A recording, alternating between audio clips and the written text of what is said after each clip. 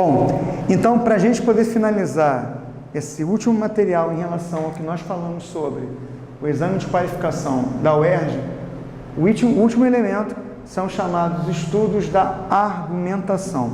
Bom, diferentemente de como é abordado no Enem, em que uma competência, com as suas 4 habilidades, trabalha com a ideia do senso argumentativo, a UERJ trabalha com 2 pontos que a gente julga fundamental. O primeiro é o estudo dos chamados métodos de raciocínio dedutivo, indutivo e dialético, de modo que as características específicas de cada método desse aqui, geral, particular, particular para o geral, e a relação de tese, antitese e síntese, como é o caso da dialética, eles são abordados sim na prova da UERJ, não na iniciativa de você verificar e confeccionar isso como redação, longe disso, mas para que você tenha uma noção de que o texto que você está lendo, o texto que você está analisando, principalmente o texto que não é o texto literário, que é o texto não literário, que é o texto informativo, né, que é o texto referencial, e muitas das vezes esses textos eles são organizados dentro de uma estratégia de natureza argumentativa, tendo em vista algum tipo de método de raciocínio, seja o dedutivo, seja o indutivo, seja o dialético. Então, você precisa saber quais são as características específicas de cada um desse elemento para poder articular essas características a partir da leitura do texto que você esteja fazendo, tá? Um outro elemento que é abordado dentro do eixo estudos da argumentação são as chamadas estratégias argumentativas, tá? Ou também, se preferirem, as relações discursivo-argumentativas. Os nomes são nomes que lembram muito, tá? As chamadas relações lógico-semânticas, só que nesse caso nós estamos trabalhando com relações discursivo-argumentativas. O que é isso? A UERJ, quando trabalha esse tipo de situação, ela procura trabalhar com esses nomezinhos aqui, com esses elementos que eu coloquei entre parênteses, que esses elementos aqui acabam de ser chamados nas provas por esse nome aqui. Eles são chamados de operadores argumentativos, imprescindíveis à redação de vocês.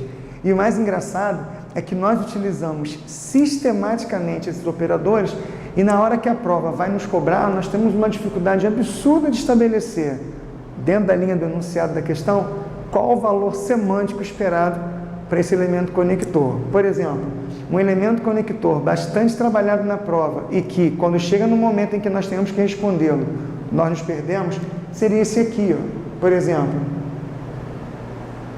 o aliás. O aliás é um conector que nós utilizamos sistematicamente em redação, mas se houver uma pergunta, no caso o enunciado, querendo dirigir a pergunta a você, querendo que você diga qual é o valor semântico ou o valor semântico discursivo que esse conector tem em uma determinada redação, a gente não vai dizer, a gente vai acabar dizendo que seria, por exemplo, de correção, mas ele não é, porque o aliás, o de fato, o bem e o ora, eles apenas estendem, estendem a ideia, eles crescem a ideia como se fosse uma espécie de adendo àquilo que foi dito anteriormente no período. Então, no momento em que você constrói uma linha argumentativa, quando você constrói o seu argumento, é fundamental que você utilize, fundamental porque eu sei que você usa, é fundamental que você verifique que cada elemento conector aqui citado, são apenas as bases que eu coloquei aqui, esses elementos conectores aqui citados, eles, quando colocados no texto, eles acabam mostrando ao leitor desta redação que você está criando algumas estratégias argumentativas tendo em vista o uso desses operadores aqui.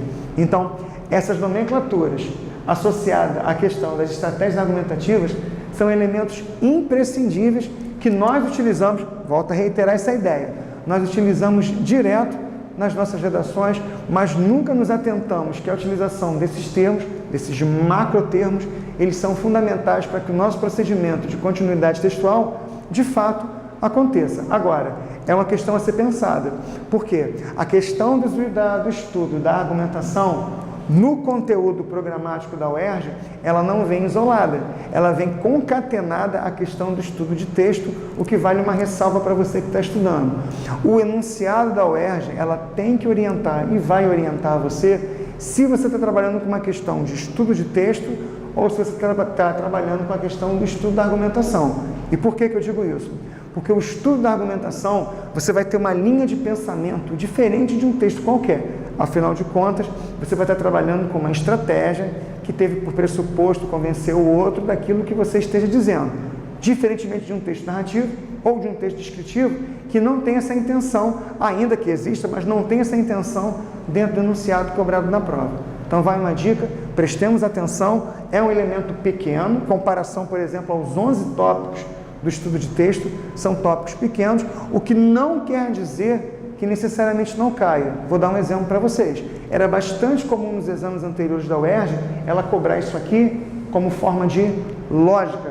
Era bastante comum, quando as questões trabalhavam com dedução e indução, a UERJ apontar para as questões que trabalhavam, no caso, com silogismos. Tá? Então, era bastante comum a incidência de silogismos nas provas de língua portuguesa, que, na verdade, você analisa muitas das vezes nas aulas de filosofia.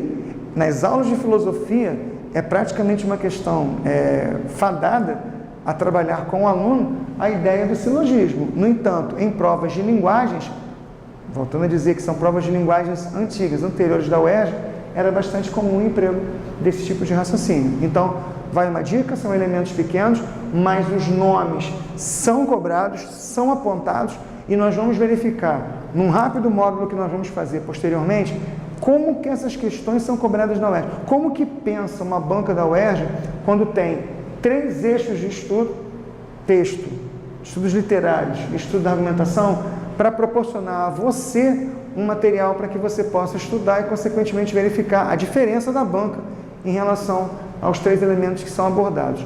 Para poder finalizar, nunca nos esqueçamos de que são 16 questões à prova, tá? E dessas 16 questões, eles distribuem esses tópicos que nós trabalhamos aqui, relacionam em relação a 4 tipos de textos, geralmente 3 verbais, 1 não verbal, e daí faz uma prova que, do ponto de vista do professor que vos fala, são questões relativamente tranquilas, não oferecem dificuldade, são questões em que você bate o olho e imediatamente você consegue resolver, se tiver uma capacidade de interpretação bem apurada. Aí vale uma questão de prestar atenção no enunciado da prova, ok? Grande beijo e até a próxima.